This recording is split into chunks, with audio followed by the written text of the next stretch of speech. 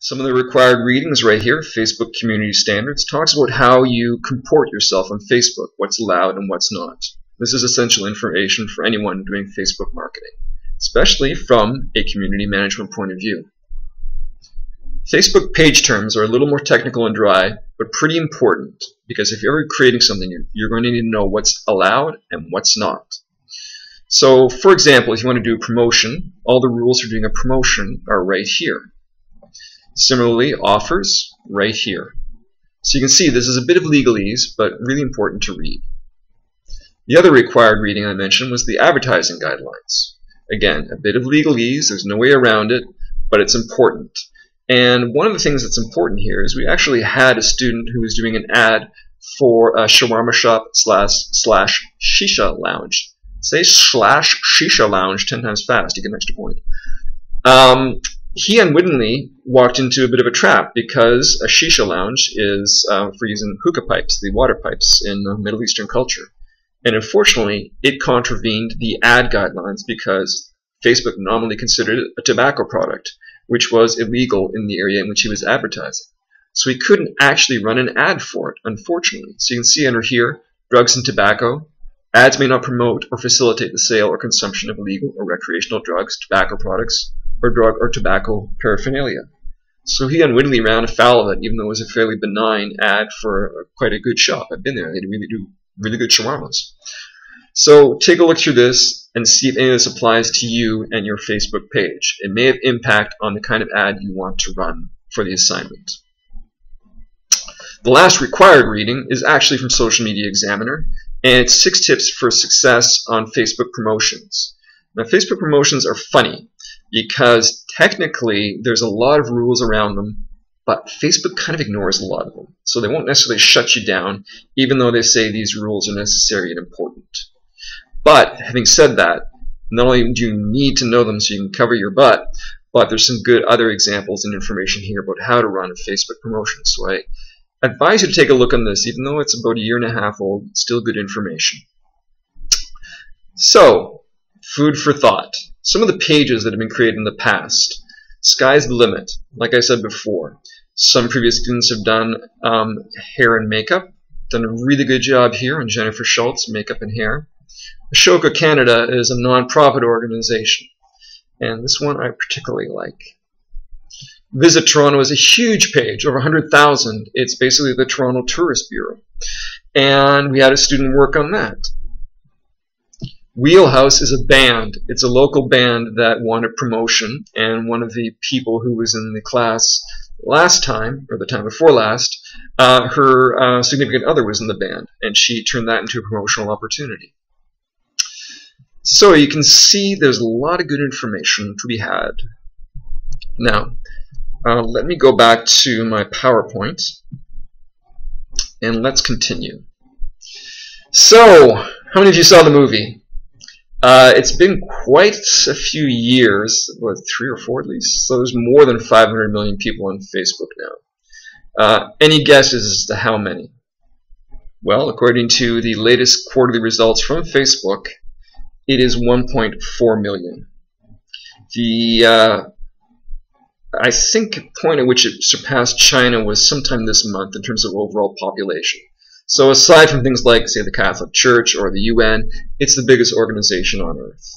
You can see here that it's not shrinking in a single jurisdiction. Now, it's not growing like bonkers in the US and Canada anymore, as you can see, down near the bottom, but it is still growing everywhere.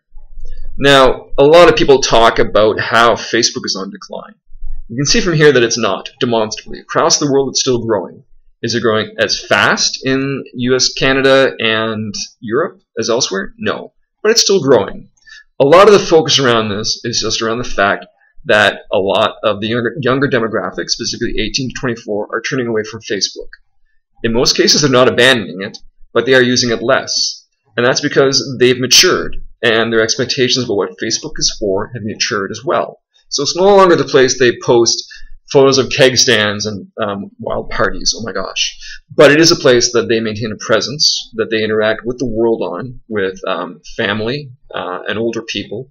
So it's still in use, even though use has declined overall among their younger demographic. it's increasing like bonkers in the older demographics, 55 to 64 especially. And as you can see overseas, there's a tremendous growth still to be had.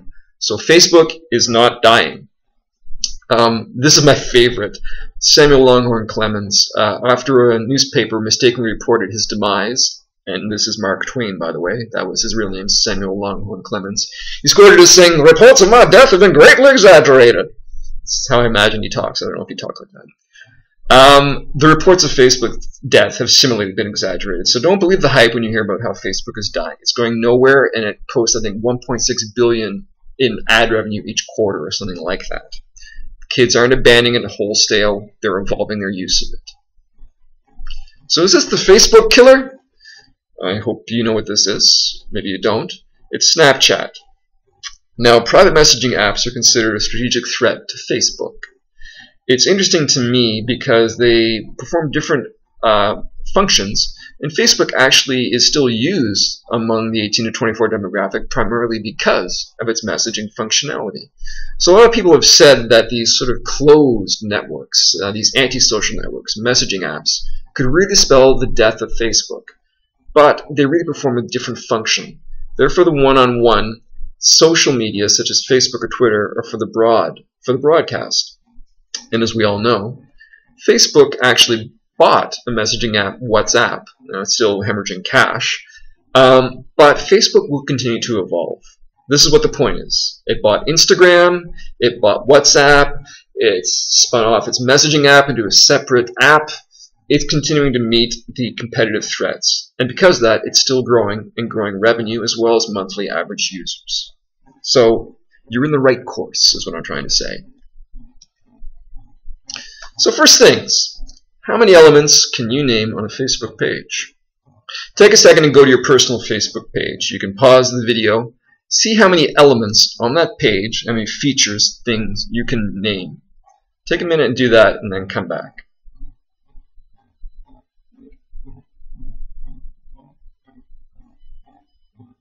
You back?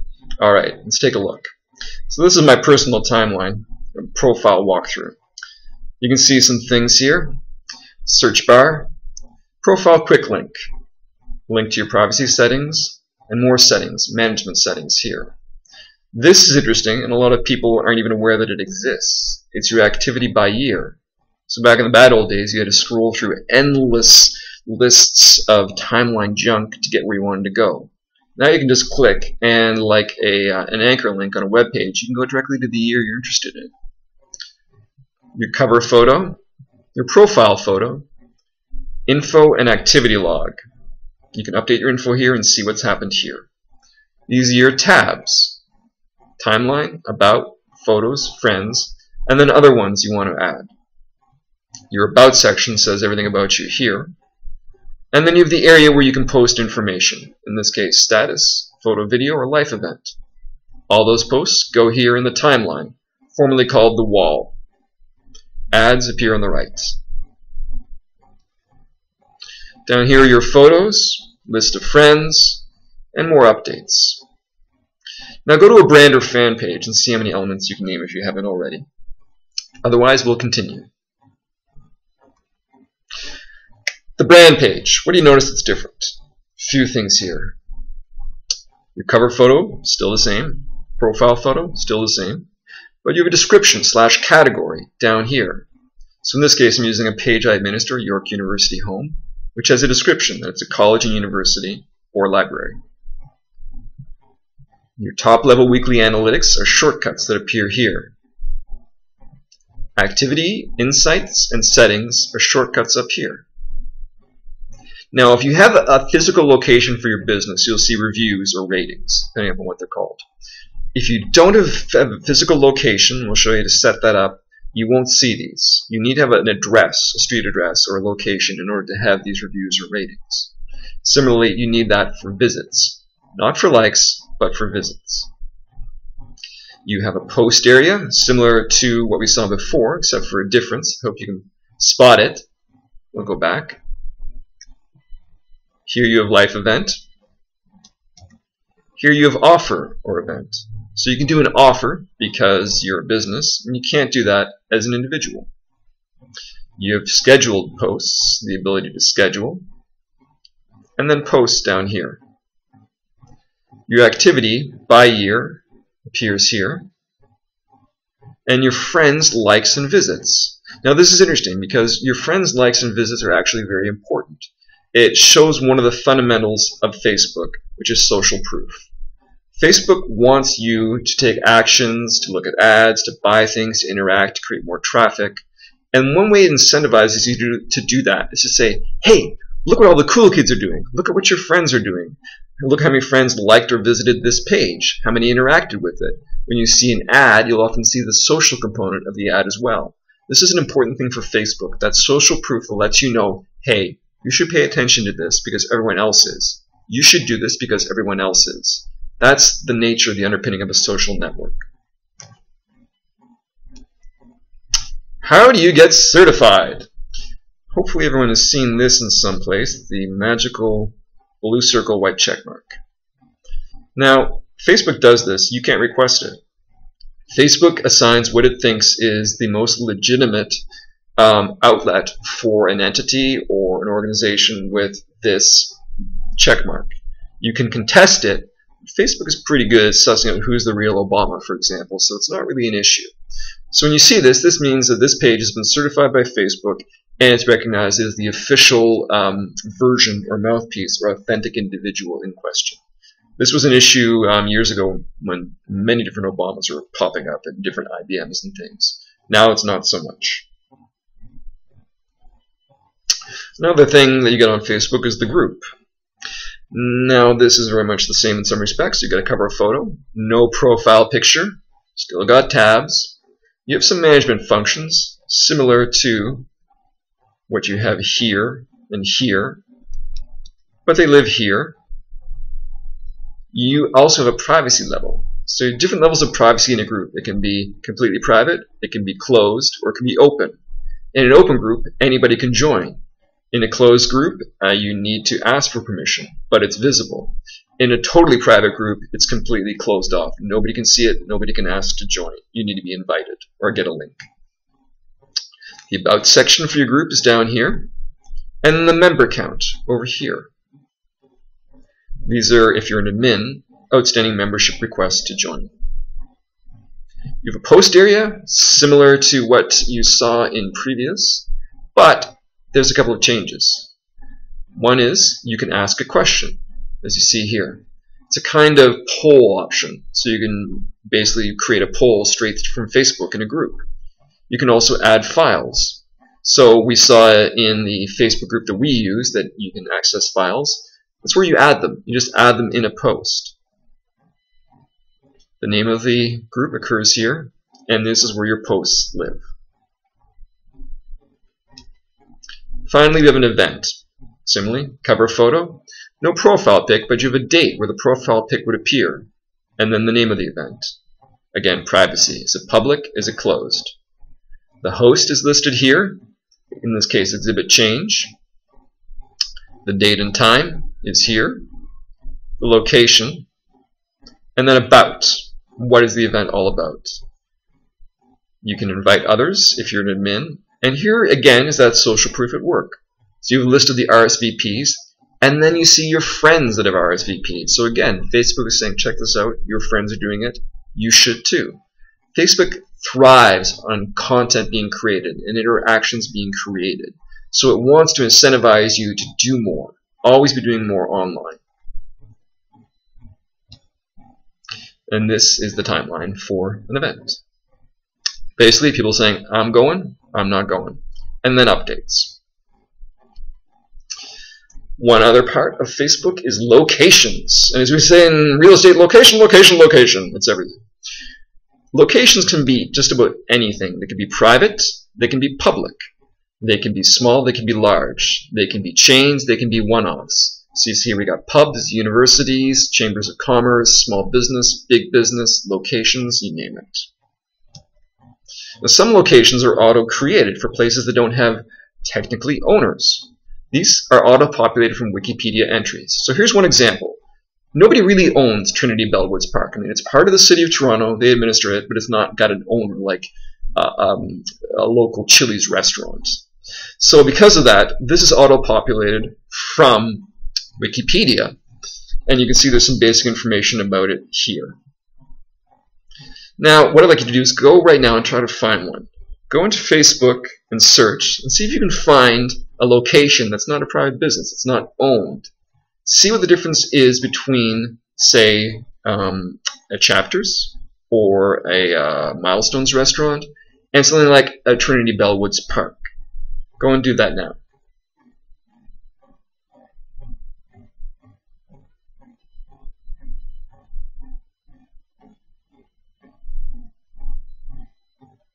Okay, and we're back.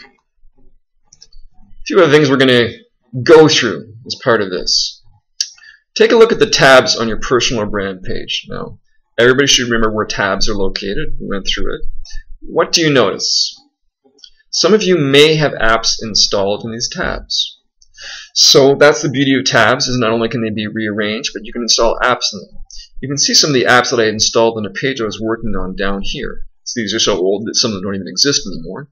But Livestream was a live streaming app that allowed you to put video live through your Facebook page. Ustream Live was the same thing. There's the Instagram app, which connects your Instagram feed to your Facebook, so people can peruse it there instead of leaving Facebook. We'll go over these in further detail later. The basic ones are fairly easy to install, and you can even create your own apps. It's not rocket science. And an app can be very, very simple. An app can be no more than an image on display on your page. It can be nothing more than that, or it can be a whole game that plays in your page. It's as complex as you want to make it. Custom or vanity URLs. Now here's one of those examples where I say Facebook says something and does another. Some people create these and these pages for themselves, and they get the ability to select a custom URL right out of the box. Depends on what type of page you create. But Facebook says nominally you require 25 fans before you can get your vanity or custom URL. So really, technically you need 25. Whether you actually need 25 or not depends. So if you take a look at this, down here we've got this restaurant, facebook.com/pages, Khmer Thai, and then 43466. What's that? That's what Facebook gives you out of the box for your page. Now, once you become valid in Facebook's eyes, i.e. you get 25 fans, you can request a custom or vanity URL down here. And we'll show you how to do this in a bit. The reason for this should be pretty obvious to you. This is hard to remember. This is easy to remember. So everybody, if you haven't already got one, should be bucking for a custom URL. So one of the things I want you to do when you go home is to go after those 25 fans, if you don't already have them. If you set up a page, you can do that right now. If you're going to set up a page, as soon as you set it up, try to get those fans. Get your friends and family to like it. Get the classmates here to like it by posting the page URL in the group. Ask me to like it. It should be exceedingly easy to get to 25 fans and get that custom URL if you don't already have it. So don't wait. Do it now. I'll make a note to do the custom URLs with you and set up a page in a second. And let's see here. Echelons, minimums. So 25 likes for the custom URL, 30 likes for page insights, and 50 likes for offers. So if you want to get insights, i.e. analytics on your page, you'll need 30 likes. And you'll need to let the page run for a little bit to accumulate those likes. So if you want those insights, those analytics behind Facebook, not only do you need 30 likes, but you need to give it a few days to chug. So you don't get analytics bang just as soon as you get 30 likes. It takes a bit. 50 likes are required for offers, those sale items I talked about. So again, tap into your classmates, family, friends, co-workers, etc., etc. The newsfeed algorithm. We're going to get into this a bit more under content, but the newsfeed algorithm is what underscores everything that happens on Facebook. So, what is it? Back in the old days, you saw everything that Facebook put up. Nowadays, you don't. Why is that? Well, partly because Facebook realized the amount of content was getting out of hand. So, they decided to throttle it. Try to show you only the stuff that was most interesting to you. Otherwise, you could spend all day scrolling through Facebook and it would be a full-time job. So we needed to prioritize things to make it easy for you to consume, because Facebook wants to make it exceedingly easy for you to stay on their site. So you can see more ads, so you can make more money for them, among other things. So this formula shouldn't throw you. It's really easy. There are over 100,000, believe it or not, verifiable different formulas that go into deciding what to show you and what not on Facebook.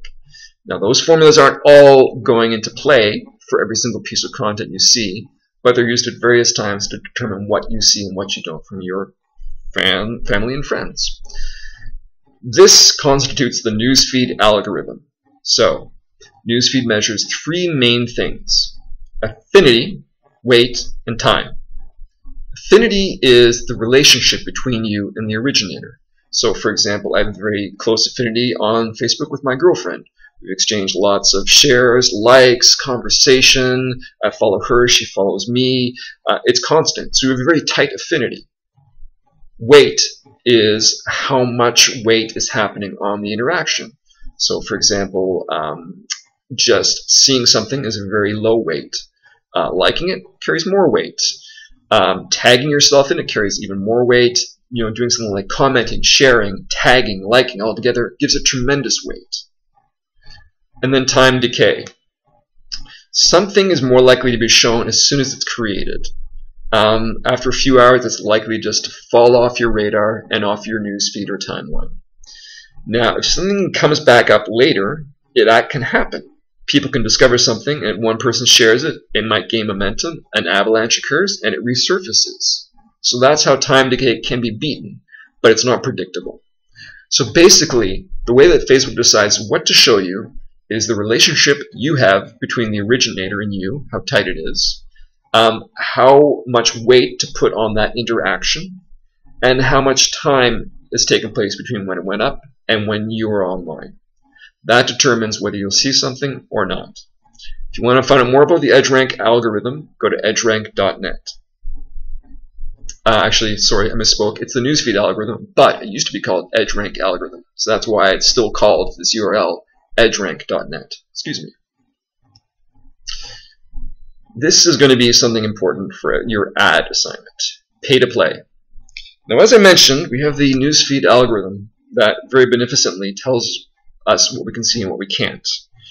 Now, Facebook realized something a long time ago, which is brand and fan pages are filling Facebook with lots of posts.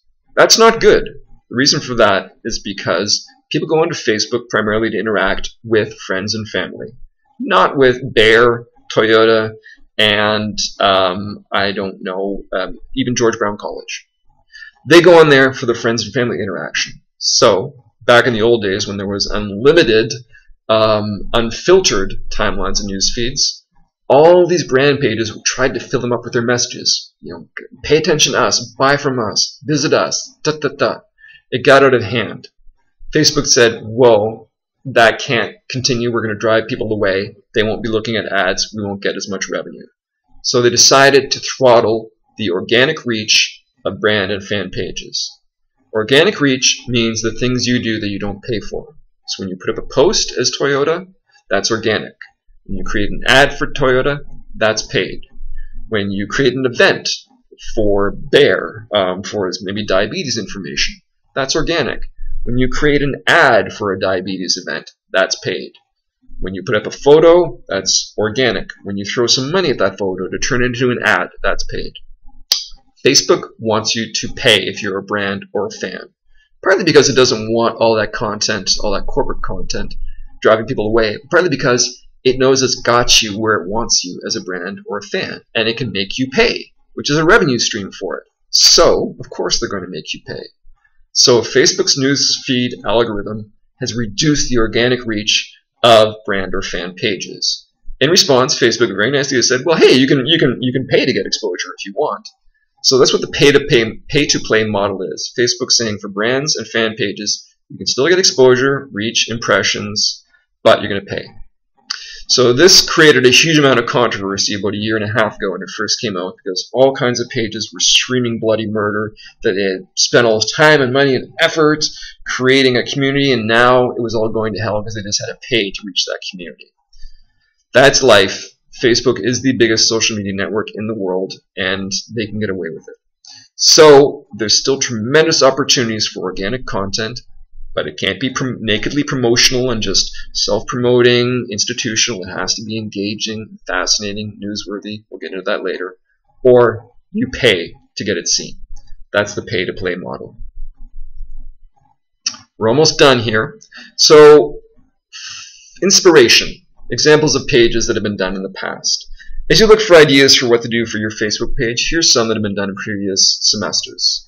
We have a tattoo parlor, a food blog, like I said, hair and makeup, a softball club, a recording studio, a band, a nonprofit, an IT firm, a photographer, a jeweler. If I haven't already mentioned it, the sky is the limit, and there are some great examples to be had. Here's some of them here that I've already shown you. I've got the URLs here so you can take a look at them and see what they do well. And I will see you next week. Now before I leave you, I did want to do one thing, and that's I want to walk through setting up a page with you. So for those of you that haven't already got a page set up, I want to do that with you now. So let me go into my handy dandy Facebook and start creating. So if I go in and I create a page, what do? Well, all I need to do is click Create Page. It should be a green button right up here in the top right. So let's do that now. I want you to do that with me. We're going to create a page. What you see here is the different kinds of pages you can create. Now, there's a few you're going to focus on. One is the local business or place, and one is the company, organization, or institution. Brand or product, you're probably not going to get into too much. And cause or community, probably, well, you might if you're a nonprofit. Entertainment, probably not. Artist, band, or public figure, you may if you're promoting, say, a singer or a band, obviously. But this or this are probably the two places you're going to spend most of your time. Now, when you click on this, it asks you for information. The kind of information to ask for depends upon the category. You can change categories later, usually, without problem. But if you want to, you can specify which one you want right now. I'm going to choose a local business. My business is Raining Donuts. So I'd like you to do this with me as we go. Click local business or place, street address 1008 Yonge Street, Toronto, 5P1L9, and 416-123-4567. And we'll click Get Started. I have to choose a category. Sorry, I forgot. This is going to be, let's see if I can find food grocery. There we go. And I click Get Started. And hopefully, please enter your city or state. Toronto, Ontario. There we go. Phone number is not valid. So let's try another one. 416-736-2100. Let's see if we can get started. No, is it thinking or is it not going to let me do it? No. Oh, it will. It did. Phew, I don't look like a doofus. So once you're in, it's going to say add categories, a description and a website to improve the ranking of your page in search. So for example, Chinese restaurant museum. So I'm going to say bakery. So you can see it autofills with results. If I put in donuts, donuts and bagels come up. If I put in baked goods, no, nothing's going to come up for baked goods. So just bakery and donuts, bagels. Next section, tell people what your page is about in 155 characters or less. It's a donut shop full of donuts. Yum. And the website, rainingdonutsfromheaven.com. Is Raining Donuts a real establishment, business, or venue? In this case, I'm going to say no. This is a whole evening's conversation, but I'm just going to say no for now. You can delete your page later, so don't worry too much about creating something here that can't be deleted. We will take care of that in a minute. Save info. Profile picture. You can upload from your computer or import from a website. I'm going to skip for now. Add to favorites means it'll be added to the favorites that appear on the top left of your screen. I'm going to skip for now. Preferred page audience. This is where you decide what your page audience might be. Now, if you're selling alcohol or tobacco, for example, not only will that be a problem with ads, but you may want to specify a range.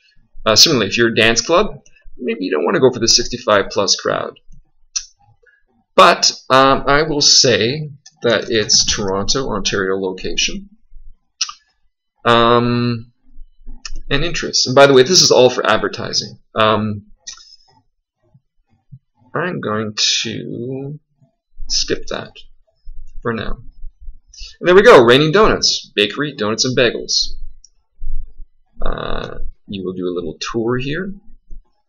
And once you're finished your tour, you'll be able to get down to business. The business of adding a cover photo, which is terribly important. If you haven't already added a profile photo, doing that.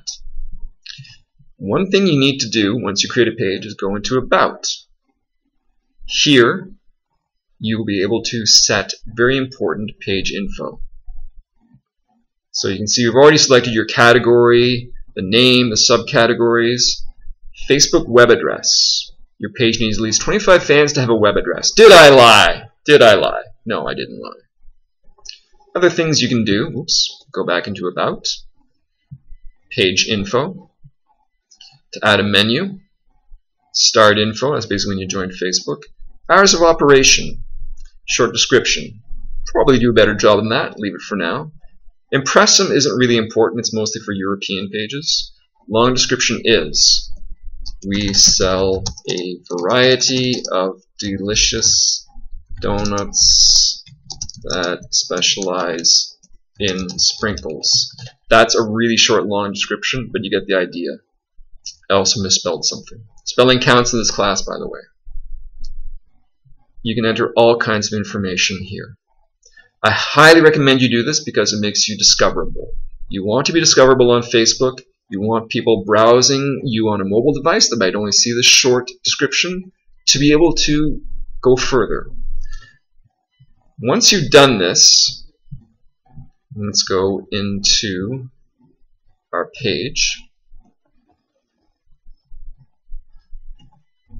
You can do a whole bunch of different things. Invite friends, invite email contacts, like as your page, and a whole bunch of other things as well. You can go into your page settings up here and do a few things. This is really rich, and we're already taking a fair amount of time, so I won't go through it in detail, but you can see there's a number of things here. Targeting and privacy for posts are turned off from my page. I would suggest you allow targeting because we're going to get into that in content. So I'm allowing targeting here. Posting ability. Anybody can post to my page timeline. That's up to you to decide whether you want people to or not. Anyone can add photos and videos to my page timeline. Do you want that? It's user-generated content. Allows people to interact with you. You can turn it off at any time. If you're concerned about snark or bad behavior, you might want to keep it unselected. The page is published. You can unpublish the page at any time. That just makes it invisible. I'm not going to do that right now. Messages. People can contact your page privately. We have this turned off in some of the sites that I administer just because we would have a flood of messages coming in otherwise. But it's really up to you whether you enable this or not. Tagging ability. Only people who help manage the page can tag photos on it. Again, country restrictions, age restrictions, page moderation. Are any swear words being blocked on the page? Profanity filter has 3 different levels, I think. No, 2, medium and strong. If you want to find out more information, you can hover over it. Whenever you see a question mark on Facebook, I highly suggest you hover to get more information. Similar page suggestions. Choose whether your page is recommended to others. Yes, you always want the ability to have your page marketed. Comment ranking, it's technical. Where it's duplicate pages, that's technical. And then you have a whole host of other things you can do here on the side. Notifications. How often do you want to get notified of something? Do you want to get notified on Facebook or on email? Page roles. Do you want to add administrators, editors, moderators? Apps, just edits. It can be overwhelming. But explore. Once you're done exploring, if this is a made-up page, like I just did, you will delete it. So you go to Settings, General, Remove Page, Delete your page. Permanent delete Raining Donuts. Yes. Okay. And we're done. So, feel free to ask questions, but ask to the group first. Start working those 25 likes to get a vanity URL if you haven't already. And we will see you next week.